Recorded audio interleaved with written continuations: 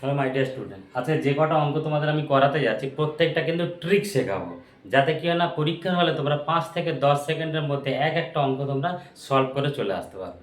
দেখো এই অঙ্কটা কীভাবে করবে। তা প্রথম কোশ্চেন কি না, একটি বস্তুর মূল্য প্রথমে 20% বাড়ানোর পরে আবার 20% কমানো হলো, মূল্য কত কমবে বা বাড়বে। দেখো একটা জিনিস তোমাদের শুধু কিন্তু ট্রিক।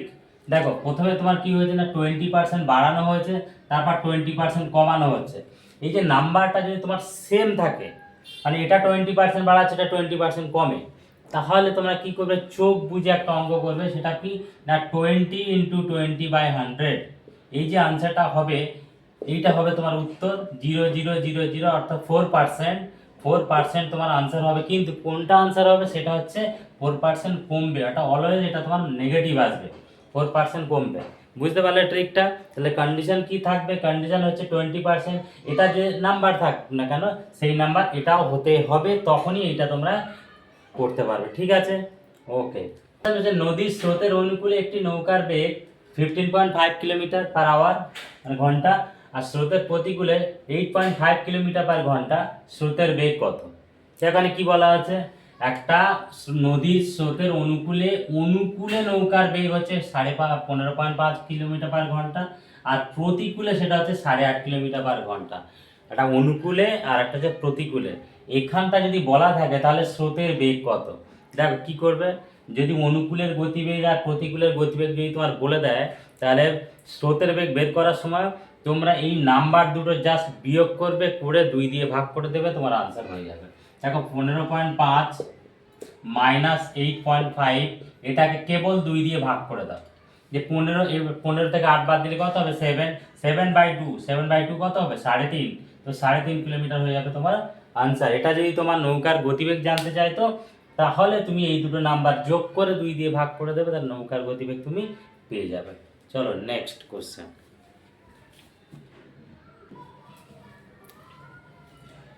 নেক্সট কোশ্চেন কি বলছে না, একটি নির্বাচনে দুজন প্রার্থীর মধ্যে বিজয়ী প্রার্থী মোট ভোটের 60% পেয়ে 5,000 ভোটে জয়ী হন, মোট ভোটারের সংখ্যা কত? কি বলছে তাহলে, যে যে বিজয়ী প্রার্থী তিনি কত পার্সেন্ট ভোট পেয়েছেন, 60% ভোট পেয়েছেন।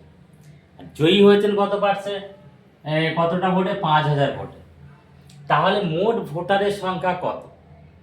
দেখো যে জিতেছে সে পেয়েছে 60%, তার মানে কি যে হেরেছে সে 40% পেয়েছে। তাহলে এ 60% পাচ্ছে আর ও 40% পাচ্ছে, তাহলে কত পার্সেন্টের গ্যাপ হলো, 20%-এর গ্যাপ। তার মানে যিনি জিতেছেন তিনি 20%-এ জিতেছেন। তাহলে 20% অ্যাকচুয়ালি যদি পার্সেন্টেজের নিরিখে করি তাহলে 20%-এ জিতেছেন। এইবার অ্যাকচুয়ালি কত ভোটে জয়ী হয়েছেন না 5,000 ভোটে, 5,000 ভোটে জয়ী হয়েছে। তাহলে এবার বলো 20% ভোটে জিতেছেন আর ওদিকে 5,000 ভোটে জিতেছে, তাহলে 20%-এর ভ্যালু তার মানে 5,000। মোট ভোটারের সংখ্যা কত, মোট ভোটার তো 1,000, 100%, তো 100%-এর ভ্যালু কত হবে, 100%-এর ভ্যালু দেখো এটার 5 গুণ, 5 × 100, তাহলে এটার 5 গুণ করে দাও, 5 গুণ করে দিলে কত হবে, 5 × 5 = 25, 25,000 হয়ে গেল তোমাদের আনসার। এবার বলো, তোমাদের ট্রিক সমেত বলে দিচ্ছি, এবার কতটা সহজে আনসারগুলো হয়ে যাচ্ছে বলো। যদি যদি ভালো লাগে অবশ্যই কিন্তু লাইক করে দেবে আর শেয়ার করে দেবে কিন্তু। আর পরবর্তী আরও তোমাদের এই রিলেটেড ম্যাথ আবারও আনবো আমি, তো তার জন্য তোমরা অবশ্যই সাবস্ক্রাইব করে রাখো। নেক্সট কোশ্চেন তোমরা এবার দেখো, একটি বাস 72 কিলোমিটার/ঘন্টা বেগে চলে কোনো দূরত্ব 15 ঘন্টায় অতিক্রম করলো, সেই দূরত্ব 12 ঘন্টায় অতিক্রম করতে হলে গতিবেগ কত বাড়াতে হবে। মানে কি, যে যখন গতিবেগ 72 কিলোমিটার/ঘন্টা ছিল সেই সময় একটা দূরত্ব যেতে, মনে করো তোমার কাছে একটা ডিস্টেন্স আছে, এখান থেকে এই পর্যন্ত একটা ডিস্টেন্স আছে, এটা 72 কিলোমিটার/ঘন্টা, এই গতিবেগে যখন যাচ্ছে তখন টাইম লাগছে কত না 15 ঘন্টা টাইম লাগছে। এবার এটাকে তোমাকে 12 ঘন্টায় কিন্তু কভার করতে হবে। 12 ঘন্টায় কভার করতে হলে তোমাকে কতটা স্পিড বাড়াতে হবে, যেহেতু টাইম যখন কমে যাবে তাহলে স্পিড জেনারেলি বাড়াতে হয়। এবার কি বলে দেখো, সিম্পল ট্রিক শুধু দেখে নাও। যদি তোমার এরকম এই যে দুটো টাইম দিয়ে রেখেছে না, একটা 15 ঘন্টা, যখন 15 ঘন্টা যাচ্ছিল আর যখন 12 ঘন্টা যাবে, তখন এবার তোমার যদি মানে time ratio, actually time ratio প্রথমবারে কত যাচ্ছিল 15 ঘন্টায়, আর পরের বারে শেষে যাবে কত না 12 ঘন্টা। টাইম রেশিও যা হয় স্পিড রেশিও তার রিভার্স হয়ে যায়, একটা 12:15। 12:15। তো এবার বলো তাহলে 12:15, এটাকে শর্টেও তোমরা কাটাকুটি করে ছোট করে নিতে পারো, করার দরকার নেই, এখানে তাড়াতাড়ি হয়ে যাবে। তো এখানে 12:15 তার মানে টাইম রেশিও, তাহলে প্রথম স্পিড রেশিও, তাহলে এইখানটায় কিন্তু তোমার এই যে স্পিডটা আছে না, এইখানে কিন্তু এই রেশিওতে যাবে, আর এইখানে এই গতি এই টাইমে যাওয়ার জন্য তাহলে এই রেশিওতে যেতে হবে। তাহলে 12 ভ্যালু অ্যাকচুয়ালি কত, 72। 72, তাহলে 72 কত গুণ, 6 গুণ, তার মানে এখানে তুমি 6 গুণ করে দাও, 6 গুণ করে দিলে কত হবে, 90। তাহলে এবার বলো, তাহলে এই জায়গাতে 72 কিলোমিটার/আওয়ার গতিবেগে যাওয়ার সময় যখন যাচ্ছিল তখন 15 ঘন্টা লাগছিল, আর যখন এরকম 90 কিলোমিটার/আওয়ার ঘন্টা যাচ্ছিল তখন কিন্তু 12 ঘন্টা লাগছিল। তো এই 12 ঘন্টা যাওয়ার সময় এই টাইমটা লেগে, তাহলে কতটা বেড়ে গেল টাইম, 18 ঘন্টা লেগে গেল না টাইম। তাহলে গতিবেগ তাহলে 18 কিলোমিটার, 18 ঘন্টা শুধু নয়, 18 কিলোমিটার/আওয়ার, তাহলে 18 কিলোমিটার/আওয়ার, তাহলে অপশন সি হয়ে গেল তোমাদের আনসার। 5 নাম্বার কোশ্চেন তোমাদের কি আছে দেখো, যে এ বি এর 3 গুণ কর্মক্ষম। এ ও বি একত্রে যে কাজ 3 দিনে করে সেই কাজ এ একা কত দিনে করতে পারে। দেখো এ বি এর 3 গুণ কর্মক্ষম মানে হচ্ছে বি যদি একটা কাজ করতে পারে এ তাহলে 3 গুণ মানে 3 × 1 মানে 3টে কাজ করতে পারবে একটা একই টাইমে, কিন্তু টাইম সেখানে ফিক্সড। তাহলে যদি এরা দুজনে মিলে একটা কাজ 3 দিনে করে নিতে পারে, এ একা সেই কাজটা কত দিনে করবে, দেখো কীরকম ভাবে করতে হয়। আমি একটা লাইন টেনে দিলাম এরকম ভাবে, মনে করো এটা এ এটা বি, আর এইখানে 3টে জিনিস একটা মনে রাখবে, এইখানে যেটা লিখবো সেটা হচ্ছে দিন, এইখানে এটা, এখানে যেটা লিখবো সেটা হচ্ছে না কি ক্ষমতা, আর এটা এখানে যেটা লিখবো সেটা হচ্ছে কাজ। এবার বলো দিন, এবার ক্ষমতা তো বলাই আছে এ বি এর 3 গুণ কর্মক্ষম, তার মানে কি আমি বি যদি 1 ধরি, বি এর ক্ষমতা হচ্ছে দিনে একটা কাজ করা, তাহলে এ কটা কাজ করবে দিনে, এ 3টে কাজ করবে না, বলা আছে। এবার বলছে কি না, না এরা যদি একসাথে কাজ করতে হয় 3 দিন লাগে, তাই বলো এ দিনে একটা কাজ করে, দিনে 3টে কাজ করে, তাহলে একদিন এরা একসাথে কটা কাজ করবে, 3টে আর 4টে কাজ করবে। তার 3 দিনে কতগুলো কাজ হবে, 3 4 12টা কাজ করবে, তার টোটাল কাজ কত তোমার 12টা ধরে নাও। এইবার বলো বলছে যে তাহলে এই 12টা কাজ এর কতদিন লাগবে, এ দিনে কটা কাজ করে, এ দিনে তো 3টে কাজ করে, তার 3টে কাজ প্রত্যেক দিনে যদি 3টে করে কাজ করে তাহলে কতদিন টাইম লাগবে, 3 দিয়ে ভাগ করে দাও, তাহলে 4 দিন হচ্ছে তোমার আনসার, অপশন এ। বুঝতে পারছো আশা করছি, মজা লাগছে না, যদি মজা লাগে অবশ্যই কিন্তু লাইক করে দেবে, হ্যাঁ। 6 নম্বর কোশ্চেন কি বলছে না, পরপর 5টি জোড় সংখ্যার গড় যদি 10 হয় মাঝের সংখ্যাটি কত। দেখো গড় যেটা হয় না মাঝের সংখ্যা সেটাই হয়, আর আলাদা করে কিছু হয় না। তাহলে গড় সংখ্যা যদি 10 হয়ে থাকে তাহলে মাঝের সংখ্যা কত, চোখ বুজিয়ে তোমরা সেটা আনসার করে চলে আসবে, আর কিছু করার দরকার নেই। তো তার জন্য তোমার যদি এবার মনে হয় যে এটা প্রুভ করে দেখান, তাহলে আমি প্রুভ করে দেখাচ্ছি। দেখো যদি মাঝের সংখ্যা 10 হয়, আমি এটা 1 2 3 4 5 এটা মিডিল নাম্বার, তো এইখানটা আমি 10 বসিয়ে দিলাম, মাঝের সংখ্যাটা আমি 10 নিলাম।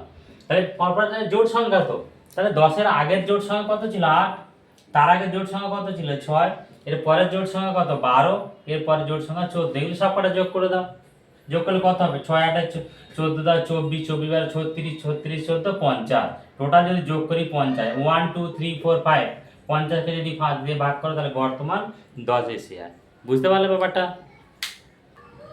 7 নাম্বার কোশ্চেন, m:n যদি 3:2 হয় তাহলে 4m + 5n = 4m - 5n কত। এর জন্য তোমরা কি ধরবে, তোমরা x ধরবে, যে m = 3x, n = 2x, কিচ্ছু করার দরকার নেই। তোমরা কি করবে, শুধু m এর মান 3 নেবে আর n এর মান 2 নেবে, নিয়ে এখানে বসিয়ে দাও, তোমার যেটা আনসার আসবে সেটাই তোমার উত্তর হয়ে যাবে। দেখো 4m + 5n / 4m - 5n, এবার তুমি বসাও, এখানটা m এর ভ্যালু কত, m এর ভ্যালু হচ্ছে 3, তো এখানে 3 বসিয়ে দেবে, আমি আর এখানে তাহলে 4 × 3 + 5 × n এর ভ্যালু 2, তা আবার 4 × 3 আর 5 × 2, তাহলে কত হচ্ছে 4 3 12 আর 5 দিয়ে 10, 12 10 22, 4 3 12 5 দিয়ে 10, 12 থেকে 10 বাদ দিলে 2, তার কাটলে কত হচ্ছে 11। তার বলে 11 মানে কত, 11 মানে হচ্ছে 11/1, অর্থাৎ আনসার হবে 11:1, এটা হচ্ছে তোমার আনসার।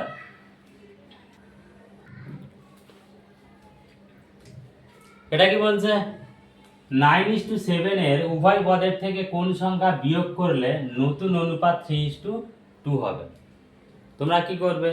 তোমরা এখান থেকে 9x 7x এরকম সংখ্যা ধরবে, বা 9 - x 7 - x ধরবে, ধরে x ধরে তোমরা অঙ্কগুলো করবে না।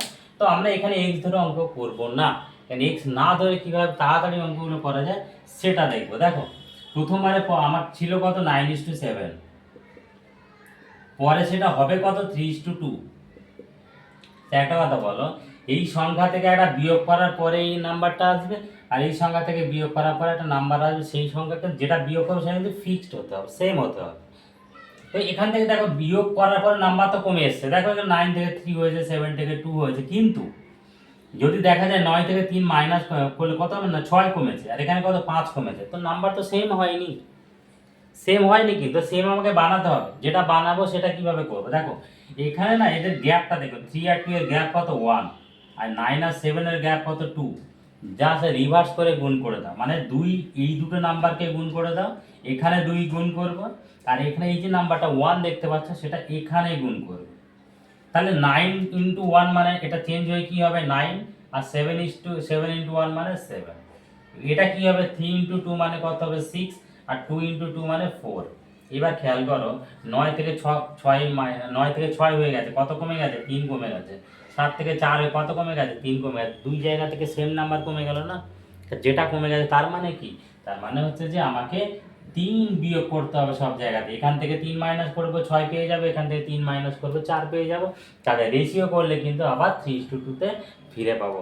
আশা করি ভালো লাগছে তোমাদের ভিডিওটা। ভিডিওটা যদি ভালো লাগে অবশ্যই কিন্তু সাবস্ক্রাইব করে রাখো, যাতে এই ধরনের অঙ্ক তোমরা আবার পাবে। নেক্সট কোশ্চেন চলো দেখি।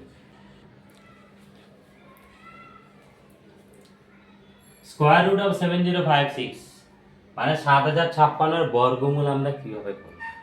বর্গমূল জাস্ট দেখা, এখানে এটা পুরোপুরি পেন ফ্রি অঙ্ক, কিন্তু আমি তোমাদের শেখাবো, তারপর পেন ফ্রি কীভাবে করে বলে দেবো।